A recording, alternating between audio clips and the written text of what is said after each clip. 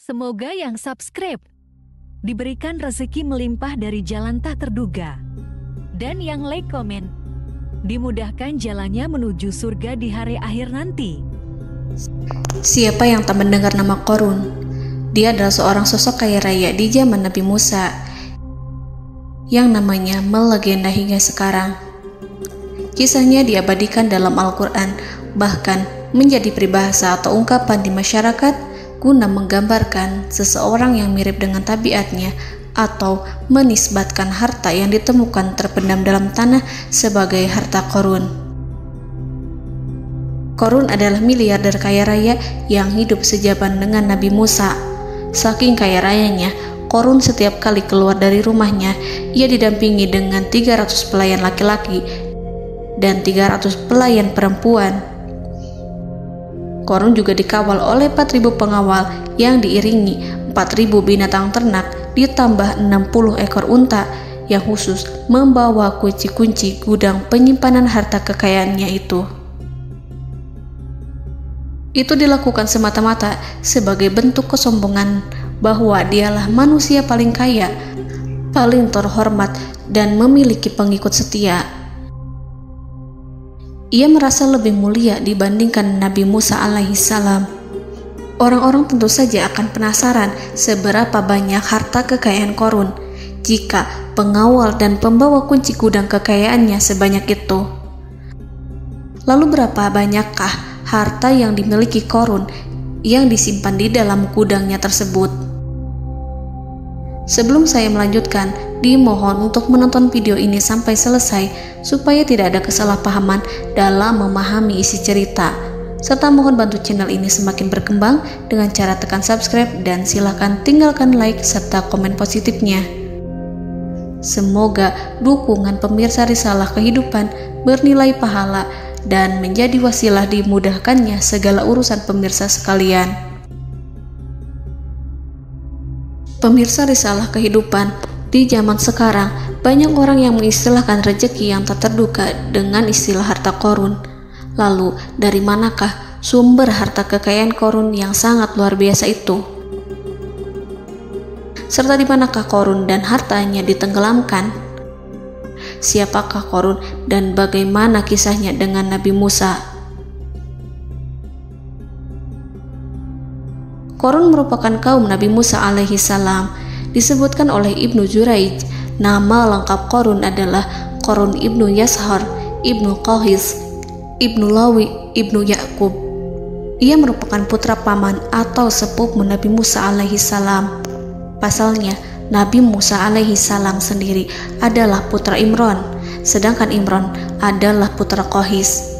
Dengan kata lain, Qorun masih satu kakek dengan Nabi Musa alaihissalam, yakni kakek Qahis. Ia adalah umat Nabi Musa yang taat. Tidak hanya memiliki banyak harta, Qorun juga termasuk orang yang cerdas dan berilmu. Ia menguasai ilmu duniawi dan ilmu ukhrawi, dan tercatat bahwa Qorun adalah ahli di bidang kimia. Dirinya tercatat sebagai ahli kitab Taurat setelah Nabi Musa. Kepandaian Qorun dalam ilmu agama membuat dirinya sering disebut dengan ilmu nawir, atau orang yang memberi cahaya dan penerangan. Suaranya terkenal merdu dalam membaca kitab Taurat. Selain itu, Qorun juga lihai dalam berbisnis. Ia mengetahui trik investasi yang menguntungkan, serta jalur perdagangan internasional yang strategis di zamannya. Kekayaan Qorun begitu banyak, sebagaimana tercatat dalam surat Al-Qasas ayat 76. Sesungguhnya Qorun termasuk kaum Musa, tetapi dia berlaku aniaya terhadap mereka. Kami menganugerahkan kepadanya perbendaharaan harta yang kunci-kuncinya sungguh berat dipikul oleh sejumlah orang-orang yang kuat. Dalam riwayat Kaisamah disebutkan, kunci gudang kekayaan Qorun dibutuhkan 60 bigol atau sejenis kuda kecil. Ukuran kuncinya sebesar jari, bahannya terbuat dari kulit, dan setiap kunci digunakan untuk satu gudang. Maka keluarlah Qorun kepada kaumnya dalam kemegahannya. Para ulama tafsir menjelaskan Qarun keluar dengan mewah diiringi dengan 300 gadis berbaju merah dan 4.000 kendaraan kuda. Tak heran, iring-iringan Qarun itu mengundang decak kagum mereka yang gandrung terhadap harta kekayaan. Sebagaimana yang terekam dalam ayat Al-Quran, moga-moga kiranya kita mempunyai seperti apa yang telah diberikan kepada Qarun. Sesungguhnya ia benar-benar mempunyai keberuntungan yang besar. Quran Surat Al-Qasas ayat 79. Namun tak sedikit kaumnya yang mengingatkan. Ingatlah ketika kaumnya berkata kepadanya, janganlah engkau terlalu bangga, sesungguhnya Allah tidak menyukai orang-orang yang terlalu membanggakan diri atau farihin. Ulama menafsirkan istilah farihin di sana juga berarti takabur, zolim, berbuat kerusakan, arogan, dan tak mau bersyukur terhadap nikmat. Qarun dikisahkan memiliki ribuan kuda yang berisikan emas dan perak. Bila keluar rumah, Qarun selalu berpakaian mewah dan dikawal 600 pelayan dan diiringi 4.000 ekor kuda serta 60 ekor unta yang membawa kunci-kunci gudang kekayaannya. Namun, sayangnya Qarun kemudian membangkang pada Nabi Musa dan menjadi pengikut setia Fir'aun. Mengenai dari mana asal-usul kekayaan Qarun, ada beberapa riwayat yang memberitahukan tentang asal-usul kekayaan Qarun.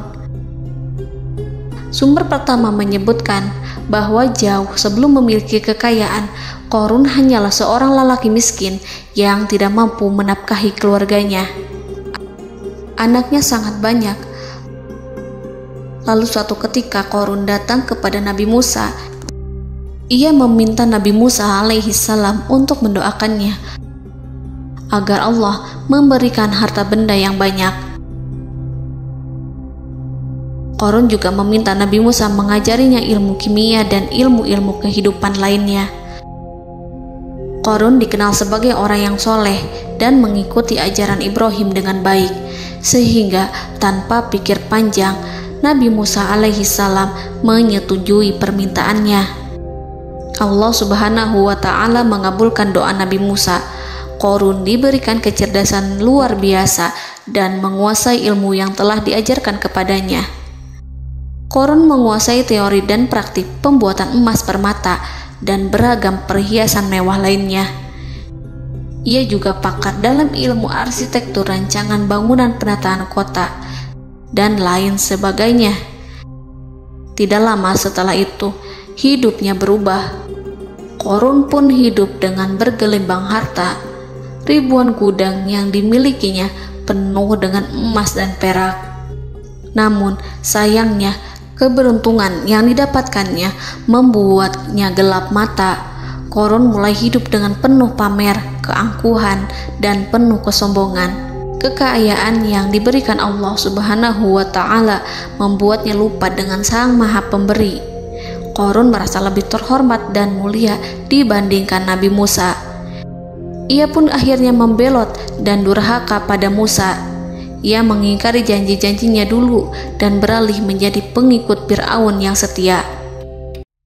Loyalitas Qarun terhadap Fir'aun membuatnya diangkat menjadi kepala mandor yang membawahi ribuan pekerja.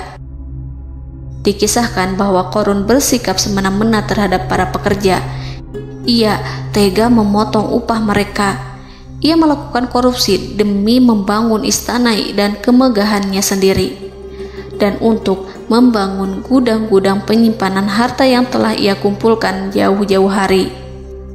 Ketika datang perintah zakat, Nabi Musa alaihi salam pergi menemui Qarun dan memerintahnya mengeluarkan zakat sebesar 1 dinar dari setiap 1000 dinar hartanya, 1 dirham dari setiap 1000 dirham, 1 kambing dari setiap 1000 kambing, dan seterusnya.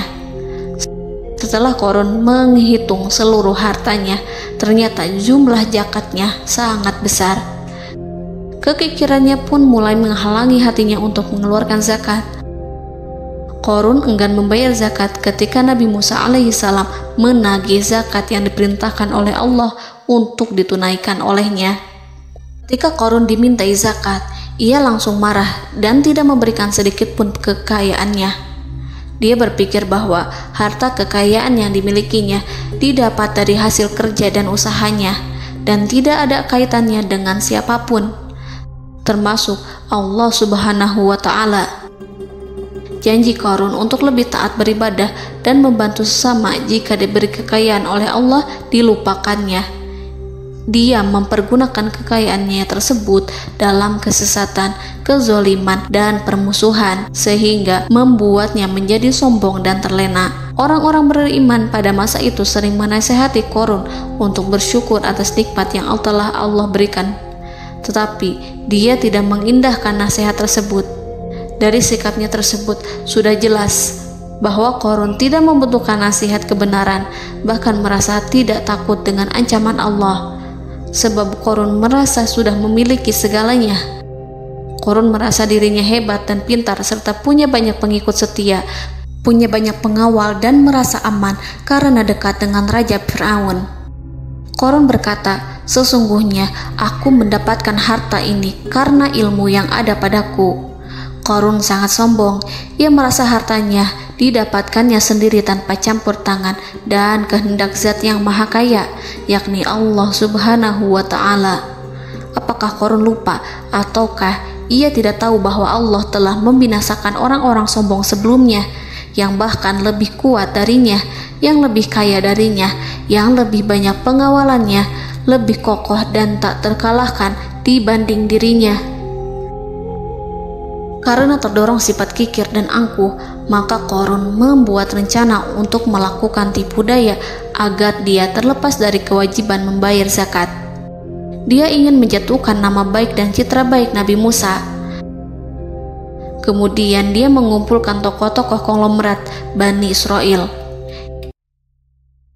Ia berkata kepada mereka, "Wahai saudara-saudaraku, terhadap apa yang diperintahkan Musa untuk membayar zakat, apakah kalian akan mematuhinya? Sekarang dia hendak mengambil harta yang ada di tangan kalian, maka pikirkanlah suatu cara untuk menghindari perintahnya." Para pembesar-pembesar yang dipanggil kemudian menjawab, "Wahai paduka Qarun, engkau lebih besar daripada kami. Kami akan melakukan apapun yang kau inginkan." Qarun berkata, "Datangkanlah kepadaku wanita cantik. Aku akan memberinya hadiah besar jika ia berhasil menggoda dan memfitnah Musa." Ketika wanita cantik yang diinginkannya datang, Qarun memberikan kepadanya uang muka sebagai jaminan. Ia akan membayarkan seluruh yang dijanjikannya ketika berhasil menjalankan misinya. Bukan hanya itu, Qarun pun berjanji akan menjadikan wanita ini sebagai istrinya. Keesokan harinya, Qarun mengumpulkan Bani Israel. Setelah itu, Qarun menghadap kepada Nabi Musa seraya berkata, "Orang-orang menanti kedatangan Anda, sampaikanlah saran dan nasihat kepada mereka." Nabi Musa kemudian keluar dari rumahnya. Ia mulai menyampaikan nasihat pada umatnya. Di antara nasihatnya, beliau berkata, "Barang siapa yang mencuri, aku akan memotong tangannya. Barang siapa yang memfitnah, aku akan mencambuknya sebanyak 70 kali. Barang siapa yang tidak mempunyai istri dan dia berbuat zina, maka aku akan mencambuknya sebanyak 70 kali. Adapun barang siapa yang memiliki istri dan ia berbuat zina, aku akan rajam dia sampai mati." Qarun kemudian berkata, "Apakah ini juga berlaku untuk Anda jika Anda sendiri yang berbuat zina? Apakah Anda akan menerima hukumannya?" Kemudian Nabi Musa menjawab, "Ya, meskipun saya sendiri yang melakukannya." Maka kemudian Qarun memanggil wanita yang telah dibayarnya. Wanita itu berdiri di depan Nabi Musa dan Bani Israel yang telah berkumpul, mengaku sedang hamil karena berhubungan badan dengan Nabi Musa. Maka marahlah Nabi Musa atas fitnah kejam yang diarahkan kepadanya. Kemudian Nabi Musa melakukan sholat 2 rakaat, lalu mendatangi wanita itu dan menyumpahnya agar mengatakan siapa yang menyuruhnya. Wanita itu menjadi ketakutan. Ia bergemetar di depan Nabi Musa dan mengaku bahwa yang menyuruhnya adalah Qarun. Lalu wanita itu bertaubat dan meminta maaf kepada Nabi Musa. Seketika Nabi Musa bersujud seraya berdoa kepada Allah agar menimpakan azab kepada Qarun. Allah memberi wahyu kepada Musa bahwa bumi telah dijadikan tunduk kepada perintah Nabi Musa. Kemudian Nabi Musa berkata kepada bumi, "Wahai bumi, telanlah Qarun beserta kekayaannya, habiskanlah semua." Kala itu Allah menurunkan wahyu kepada Musa alaihissalam untuk memerintah bumi apapun yang diinginkannya. Begitu Nabi Musa alaihissalam datang dengan wajah sangat marah, barulah Qarun merajuk, "Wahai Musa, sayangilah aku." Sementara Nabi Musa alaihissalam tak bergeming. Beliau lantas berkata pada bumi, "Wahai bumi, ambillah mereka." Seketika rumah Qarun mulai bergetar. Qarun dan antek-anteknya mulai dibenamkan hingga bagian lututnya. Rumahnya ikut turun sedalam lutut. Qarun kembali merajuk, "Sayangilah aku Musa." Rumahnya kembali berguncang. Kini Qarun dan kawan-kawannya kembali terbenam hingga pusar. Demikian pula rumahnya. Qarun terus merajuk, "Wahai Musa, sayangilah aku." Sementara Nabi Musa alaihissalam kembali meminta bumi, "Wahai bumi, ambillah mereka." Rumah Qarun berguncang lagi, sementara Qarun dan kawan-kawannya terus terbenam hingga bagian tenggorokannya. Demikian pula rumahnya. Qarun lagi-lagi menjerit, "Wahai Musa, sayangilah aku." Namun Nabi Musa alaihissalam tak bergeming. Beliau terus meminta bumi menelannya hingga akhirnya Qarun dan kawan-kawannya hilang seluruhnya ditelan bumi. Tak lama setelah itu Allah berkata, "Wahai Musa, apa yang membuatmu bersikap demikian? Padahal demi kemuliaanku, andai dia Qarun berdoa kepadaku, niscaya aku akan rahmati. Maka kami benamkan dia beserta rumahnya ke dalam bumi, maka tidak ada baginya satu golongan pun yang akan menolongnya selain Allah, dan dia tidak termasuk orang-orang yang dapat membela diri." Quran Surat Al-Qasas ayat 81. Lalu di manakah lokasi ditenggelamkannya Qarun beserta harta bendanya?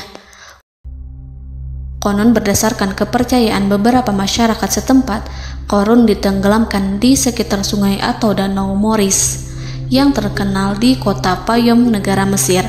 Qarun konon mendirikan istana dan di tempat itu pula ia ditenggelamkan. Dahulu, Qarun berkeinginan membangun sebuah istana, namun tidak diizinkan oleh Fir'aun jika istana itu dibangun di samping istana Fir'aun. Terlebih, Qarun juga tidak ingin membangun istana di tengah pemukiman Bani Israel yang terletak di tanah Jasan. Fir'aun pun memberikan tanah di wilayah Fayom. Kemudian di tepi sungai Payom inilah Qarun membangun istananya yang megah, dan di dalamnya ia membangun Al-Khunuj, gudang penyimpanan harta berisi emas dan perak. Salah satu bukti arkeologis yang dapat dijumpai di lokasi tersebut adalah runtuhan bangunan yang diduga sebagai tempat tinggal Qarun yang berjarak sekitar 2 km dari Danau Qarun. Menurut beberapa sumber, bangunan yang masih berdiri kokoh tersebut adalah benteng yang dibangun oleh Qarun. Namun ada juga yang mengatakan bahwa bangunan tersebut adalah tempat tinggalnya. Wallahu a'lam. Semoga kita semua dijadikan orang yang Allah mampukan menjadi orang kaya namun tidak seperti Qarun,